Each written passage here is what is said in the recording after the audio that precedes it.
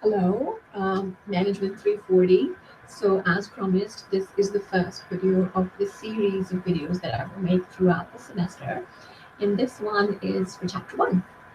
So, what I'm going to do is go through some of my lecture PowerPoints. And what I suggest for all of you is to keep either your Chrome or Firefox, some kind of Internet Explorer or some window open side by side as you're watching this video, because as I am talking, there will be a few activities throughout this chapter that I really strongly encourage you to do alongside the video. So wherever I tell you, hey, there's an activity, do this, just pause the video, do the activity, and then come back and continue with the video, because this way you're going to get the maximum benefit of this video. So I strongly encourage you to do that. Right. So let's start talking about the first chapter. Now, as with most other subjects, the very first chapter sort of orients you and tells you what this class is all about, what will be covered, why this topic is really important, if at all. And so let's start looking at it. You can feel free to download my PowerPoint slides from Blackboard if you like to. There might be some changes every semester, every week. Right before I deliver a lecture, I go over my slides and I change things around a bit depending on what I want to cover in a particular semester. So don't worry if slides are slightly different. If there are any links or web links, they will be either on this video in the slides. So you'll be able to pause the video and copy paste them or just type them. And I will also have some links at the bottom of the video in the comment section. So feel free to look at those. All right, so let's start with the chapters. Let me share my screen with you. Um, I have the PowerPoint open, and there we go.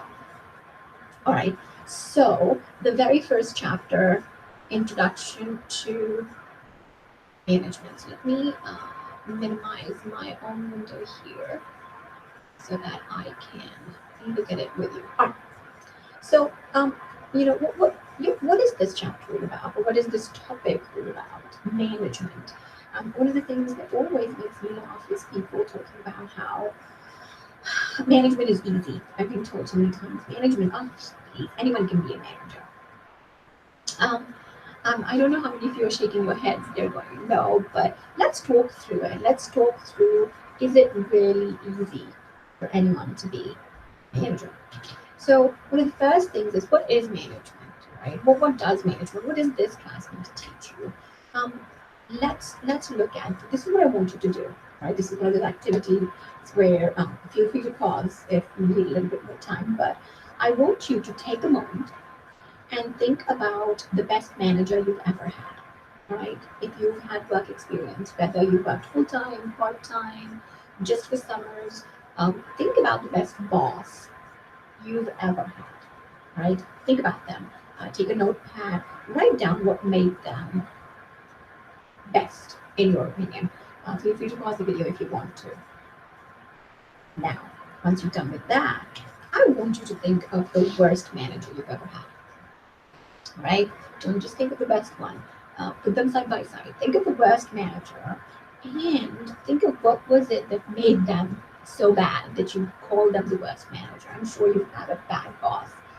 If you haven't had a bad boss, I have to say there will be a lot of people who are jealous of you. It is rare not to encounter a bad boss. So go ahead, think of the worst boss you've ever had and write down what was it that made them the worst boss ever. Now that you're done with that, go ahead and make a chart, right? Put everything from the one column on the left-hand side column, put the things about the best manager, right-hand side column, put the things about the worst manager, and look at them. Look over what sets them apart. What is it that makes the best manager the best compared to the worst manager, right? Um, I can I can tell you this, that a good boss can make or break an organization. A few years ago, Gallup survey was done that showed that majority of employees leave a company not because of the company, but because of a bad boss. So, how many of you have ever left a job because of a bad boss? Think about that, right? What we've seen is a well planned out financial plan or an accounting plan can fall flat on its head. A well thought out HR strategy can backfire because of bad management. So, it all boils down to management and leadership, right? So, really, what is management then? Well, the book says it's the art of getting things done through people, right?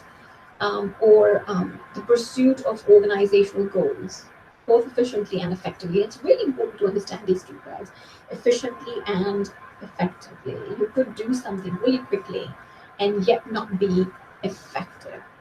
Um, to be efficient means to use resources, people, money, raw materials, and all these things wisely and cost effectively. But to be effective means to achieve results, to make the right decisions, and to successfully carry them out so that they achieve organizational goals. Right. Some example that I'm going to give you is automated phone systems. Right. How many of you have ever told your credit card company or a bank, and you go through the automated phone system? It's very efficient for the banking system or for a bank that's using it. It's a very efficient system. Is it really effective? How many of you have felt frustrated when you're on that automated system? All you want is a real person to talk to. So efficiency and effectiveness are two different things. And the only way management or organizations can really be successful is by achieving both of them. But here's the thing. Um, the book says management is the art of getting things done through people. I disagree a little bit. It's an old definition, it's an old way of looking at things. What I will tell you the definition of management is not this, but rather that management is the art. It's still an art, do remember that, right? There is science to it, absolutely. We use the science, but there is an art to it. Is the art of helping people achieve their best performance towards the pursuit of organizational success. When I ask people, what is the most important job of a manager? I often get answers such as to manage people, or to tell people what to do, or to make sure money is used wisely. And none of those are correct answers. A manager's first and foremost job is helping people achieve their best performance. Right here, let me see if I can. Here,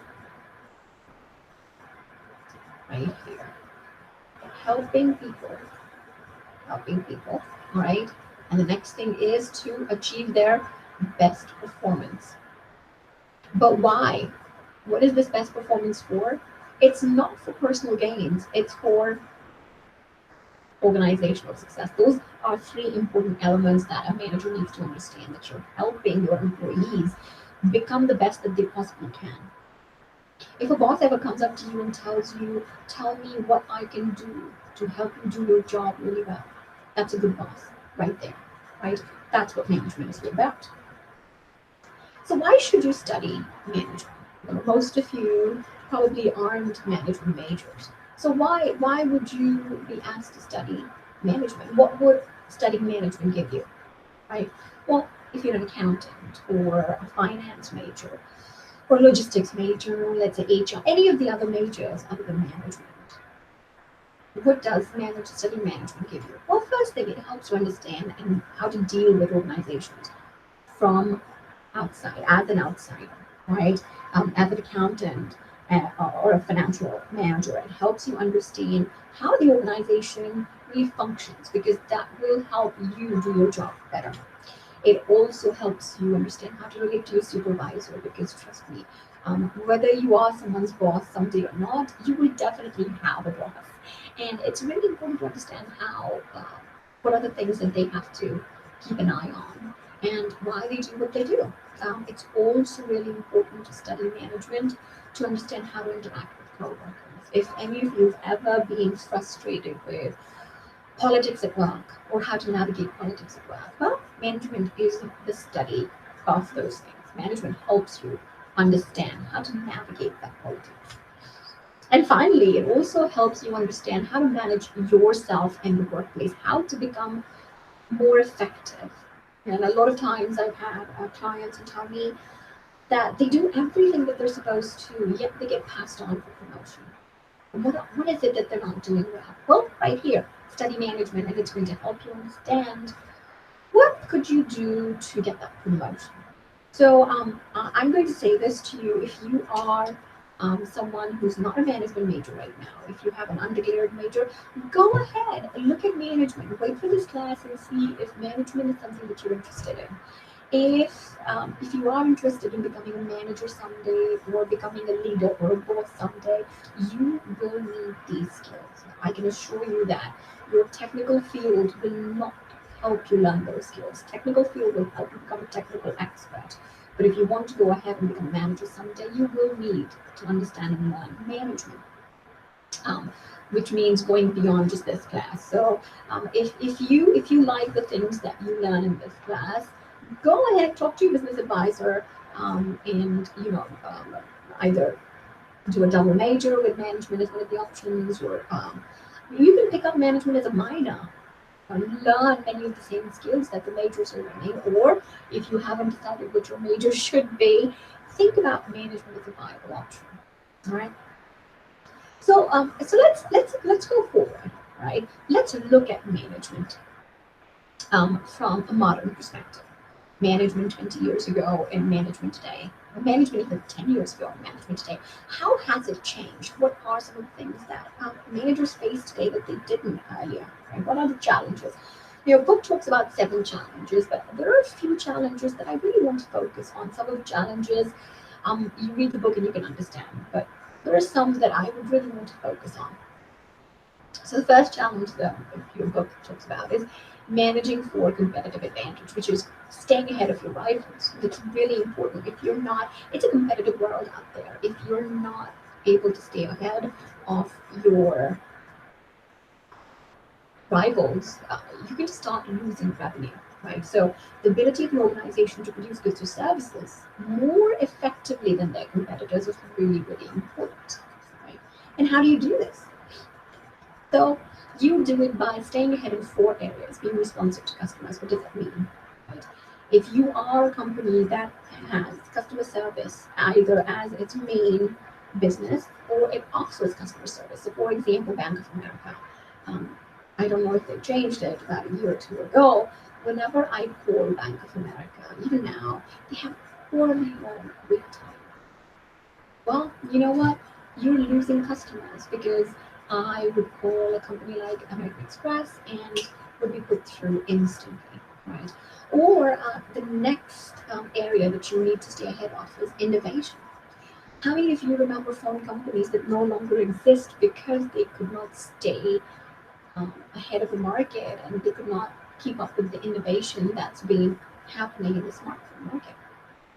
And the next one is quality. It's really important to keep up high quality. You could have a good product and lose quality, and a competitor will come in, provide better quality, and they take market share. And finally, really important to have efficiency, right?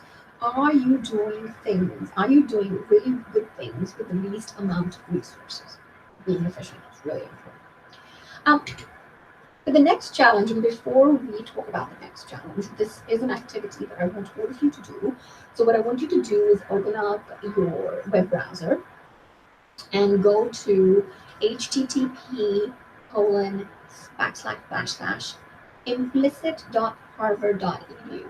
So just type in implicit.harvard.edu. If you are doing it on your touch screen device, it will have, the website will have a little banner on the top that tells you to click there if it's a touchscreen device. Otherwise, you can just walk through to the next step. You will see a number of tests. So what I want you to do is scroll down and find the test that says Gender Career IAT questionnaire. Actually, you know what? While I'm talking to you, let me see if I can open it up and show it to you right now. So I'm going to open it up. And before I through that.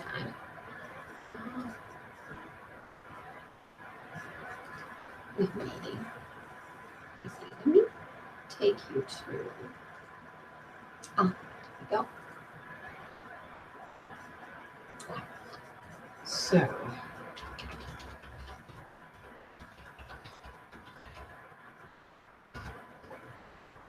you go to the screen.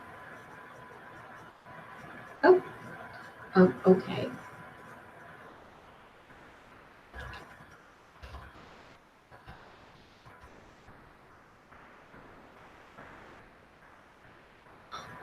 Oh, goodness. Well, apparently their website is down for maintenance. So what I'm going to ask all of you to do is wait maybe a few hours today.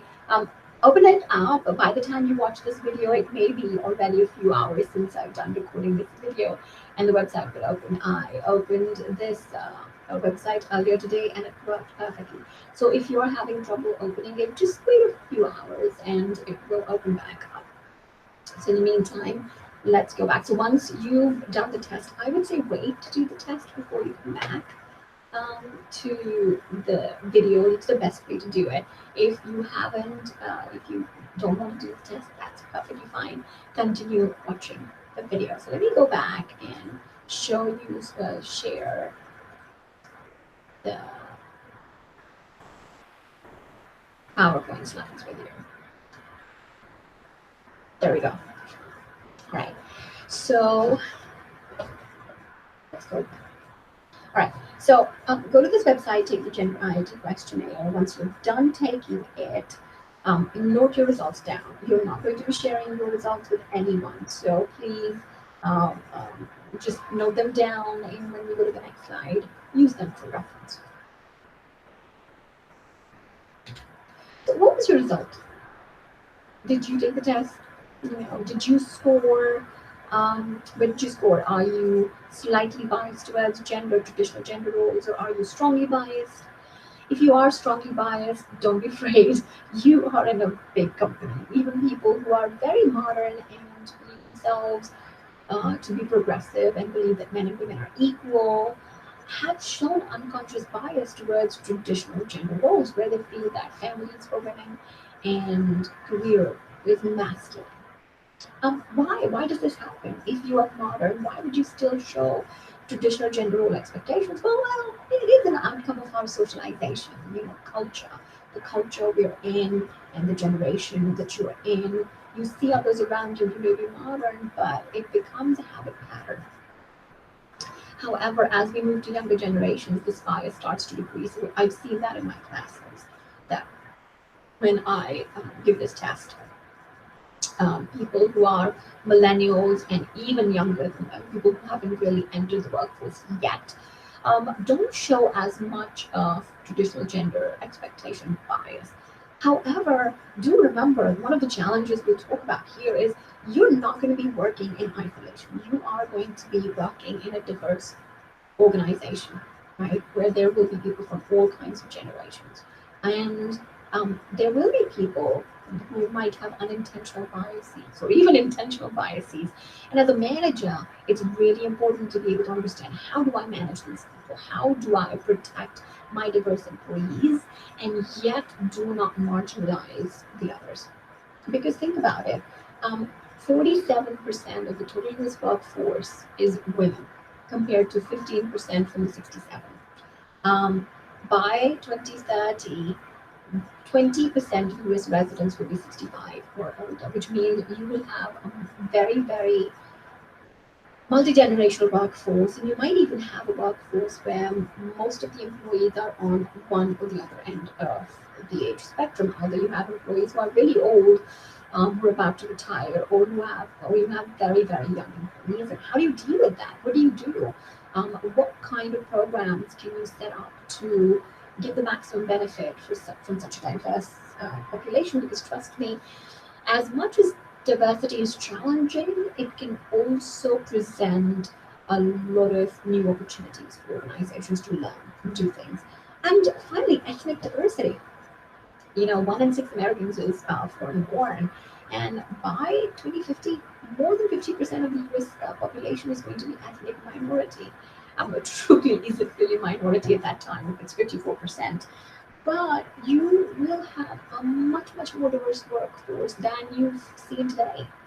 And those of you who may not have worked, go talk to your parents, your friends' parents, people who are in the workforce. Shadow someone and see what the workforce looks like today and what it did 20 years ago. Talk to them. It's changed already, and it is changing more and more. It's a big challenge for managers. If you look, there are multiple generations. Right now, by 2020, there will be 5 generations working side by side. And that's a challenge. So the third challenge, what's the third challenge? Managing for globalization. If you think about it, the world is becoming smaller and smaller. Right? It's becoming flat, literally, as French people says. And it is becoming, a dangerous place as well. Because here are some examples, and what I want to do, I'm not going to give you the answer. What I want you to do is pause the video and then go and find out the answers. They will really surprise you if you don't know them already. So what I want you to do first thing is do research on what does the thumbs up, when you give a thumbs up gesture to someone, what does that sign mean in the US? Most of you probably already know. And compare that to what is the meaning of that thumbs up sign in Afghanistan or many Middle Eastern countries. So pause the video, go ahead and do that. When you found that answer out, come back to the next one. The next one is the V sign, all right? When you make a V sign using 2 fingers of your hand, hold it up. What does that gesture mean in the US? And what does that gesture mean in England? Find that out. And then finally, the third one that I want you to look at is if you are a dinner guest at someone's home, right? If you've been invited to a party or if you're at dinner, and if you eat everything off your plate, you clean up your plate by eating everything on it, what does it indicate? What does it indicate in US? And what does it indicate in China or Chinese culture? Find those answers. Those answers will tell you a lot more than the book probably can tell you. Right? It's a big challenge managing in a global world where no 2 cultures are alike, where the same thing can mean 10 different things in 10 different countries. Right? And it's really important to understand that managing for diversity is not the same as managing for globalization. And there are those 2 different things. Diverse workforces within the US, sure, but a global workforce can be spread across. So you have globalization actually brings more complexity and layers of challenges, layers of cultural differences, language differences, accent differences, but then time zone differences, geography differences. So there are tons and tons of differences that globalization brings for managers. So the next challenge is challenging the information technology, right? Every 6 months, a new phone comes out, and sometimes even faster. People are starting more and more telecommuting. Most business is now happening online, and there are a lot more people who want to do things online. I just finished opening up a bank account in Springfield, Missouri online. I did not have to go into a bank. I did not have to step into a building to do it. Completely online. And it is shocking for many people how you could do that in sitting at home. But that's a challenge for a lot of managers who are still doing things the old way. And even if you're not doing things the old way, the biggest challenge is how quickly technology changes, how quickly technology is being adopted for every single thing. So that's a challenge. The next challenge is challenge number 5, which is ethical standards. And this is a big one for most American businesses. What is going on today? Think about why is it difficult to manage for ethics? Why? Because a lot of people think of good business and success as something to increase their greed. A lot more people are breaking the law. A lot more people are engaging in unethical practices. And so it's become doubly important to manage for that challenge. The next challenge is the one for sustainability, being green. More and more companies are realizing how customers are demanding high quality, but without compromising the planet for future generations. So a small example I'm going to give you is I'm a Dish TV customer. Every few years I have to move to a different city, and I call them and I ask them, what do I do with the dish that's attached to the top of my home? It's on the roof, and I was told, you just, you leave. We'll give you a new one when you go to the new place. So I said, oh, okay, all right. Should I bring this dish to your office? Will you be recycling it? Will you be doing something with it? I said, no, just take it off and throw it in the trash. I cannot tell you how much it hurt me. There are a lot of raw materials that can probably be resourced. Those dishes can be reused, if not recycled at the very least. And that's that's landfill. That's wastage of resources that we're not looking at. The companies, even big companies, are not looking at or thinking of. So it's really important to understand that sustainability and being green is not just a fad. It's the need of the hour. It's a really important goal. And finally, managing for your life goals. I mean, uh, I am biased. I am a management expert. I'm a management professor. I will tell you how much I love management. But I will also tell you management is not necessarily for everyone. Not everyone enjoys being boss or manager. I have a friend who's an amazing software developer, and he was given the opportunity to manage people, and he took it on, and 6 months later, he went back and said, no, thank you. I'd rather go back to being the technical expert because I found my work as a technical expert to be much more fulfilling and challenging than the job of being a manager. So um, don't think of management just because you think it's a good job. Think of it only if it's something that you enjoy, something that you find fascinating, because not everyone enjoys it. Right? So once we've talked about the challenges, it's really important to understand what actually is a manager doing. What would you be doing as a manager? Well, the four functions of management. The book is organized in four functions: planning, organizing, leading, and controlling. You start with planning, then you go on to organizing. Um, from there, you let me see if I can. Yes, I could write three with my cursor. All right. Um, so planning, organizing, leading, and final one is control. And they work in the cyclical fashion. You plan, you set goals for what you want to do. Nothing should be started without a plan, right? And then you move on to organizing, arranging these tasks to accomplish the plan that you have. And if you have people, which you usually do in organizations, the step three is to influence people, is to actually do the work of a leader to get things done by helping people, removing obstacles from their path. And then finally, you look at controlling doesn't mean controlling someone. It means monitoring. It means keeping an eye on your goals, on your plans, and looking at your actual work to see if what you're doing is actually achieving the goals that you have.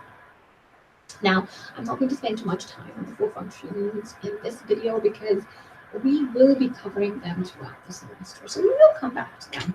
Let's go to the levels of management that are in an organization. And I'm quickly going to touch on them. Again, we will keep coming back to them over and over. At the very bottom, you see non-managerial personnel.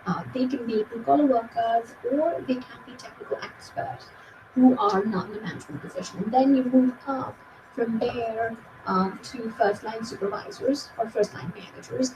And you have middle managers who have managers below them and managers above them, and then the top managers where you might have the, let me see if I can, oh yeah, CEO, the CFO is the C-suite at the very top. Your company might call them different things. You might be called assistant something or general manager. Different names for similar things. So it's really important to understand where on this pyramid you are, or where on this pyramid is the job that you're looking at or you're analyzing. So these are the positions in the title, but what about the role? What is the role of a manager, right? What are the different roles you're playing as a manager? Are you only sitting there and playing boss and telling people what to do or how to do their job. Not really. There are three big categories of roles that managers play. Interpersonal roles, where you are interacting with people, right? Informational role. This is really important, where you are communicating information. If you are a middle manager, you're bringing information from the top and giving it to people at the bottom, and you're taking the information from the people at the bottom, what's going on, and passing it on to your superiors to keep them updated what's going on, right? And the third role of a manager is to make decisions. Here's something that I want you to know. If you as a manager are doing technical work, you are not doing the work of a manager, because you are taking away time from these three roles that you normally have to perform. Oh, maybe not. We've done this another time. Oh, there we go. If you are doing anything other than these three roles, anything that involves day-to-day work that a junior or a subordinate you can do, you are doing a disservice to your organization, because manager has so many things to do, so many different roles. You have to be a monitor, you have to be a spokesperson, you have to be a liaison, you have to be a conflict manager, you have to be a negotiator, you have to do all these other things. And if you are busy doing technical work, you won't be able to do these roles that are only you can do, nobody else can. But to do these roles, you need specific skills. And your book does a good job of telling you the different skills are that you need. I wanted to bring something more. Over the last decade, we talked about the challenges that managers are facing. Because of those challenges, the way the world or the way management is organized has changed a lot. And the skills that a good manager needs have consequently changed as well. So the first area of skills that you need are technical skills, which are job-specific skills that are needed to, perform well in a specialized field. Why do you need technical skills? You don't need to be necessarily a technical expert to manage technical experts, but you do need to understand the job that they're doing. So you don't have to be a software developer necessarily to be a manager for them, but you need to have some technical skills, and you need to understand their job. In today's world, that becomes the technical skills become important in a different way, because in today's world, you can't just have one kind of skill and be a boss. No, you need hybrid skills. You need 2 or 3 different skills. So I'll give you my example. I am a management expert. I am a professor in the School of in the College of Business and Department of Management. But management is not my only expertise. My expertise, as you remember, is management, of course, leadership, and then psychology. And I bring these 2 skills together.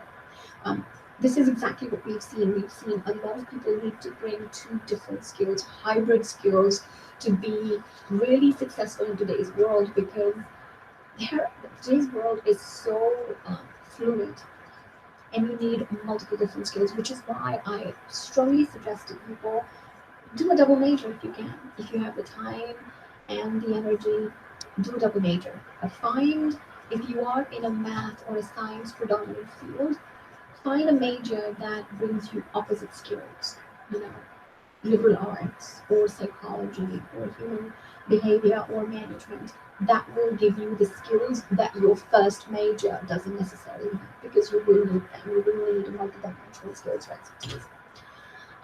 The second area of skills that you need are conceptual skills. Conceptual skills are skills that you need to think analytically, to understand a new piece of information, to visualize something by its parts, and to figure out how these parts work together.